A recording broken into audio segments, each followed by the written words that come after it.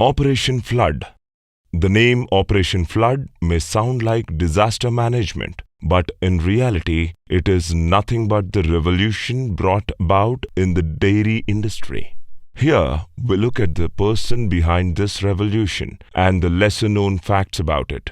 Dr. Varghese Kurien, fondly referred as the milkman of India, is the brain behind this. Born in a Syrian Christian family in Kerala, he pursued his education in Chennai and then in the Michigan State University. Interestingly, he did not pursue dairy engineering, but his passion, which was metallurgy and physics. He had obtained a scholarship for his stint at the US University and so had signed a bond to serve for 2 years in India. The government insisted that he serve at Anand, a village in Gujarat. Much against his wishes, he went there and was not happy in his job. The turning point came when Mr. Tribhuvandas Patel, the then chairman of the Kaira District Cooperative Milk Producers Union, coerced him to stay back and do something for the milk producers.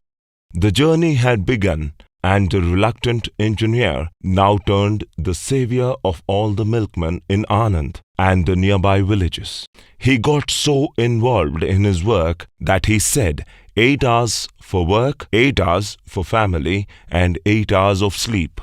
There is no evidence to say he stuck to 8 hours, but considering the phenomenal change he brought about, one can be sure he lived and breathed for the farmers. He talked to the villagers all the time and learnt their hardships, and it was not long before he loved what he was doing and forgot that he had even wanted to quit from Anand. He wanted to set up a cooperative in Anand, and he went about this with the precision of an engineer. Lal Bahadur Shastri visited Anand, and he realized that here was a prime minister who understood the need of the farmers, and he smartly sold the idea to him. The PM, who was to leave in few hours, stayed overnight to talk to the farmers, and the launch of Operation Flood nationwide had its birth.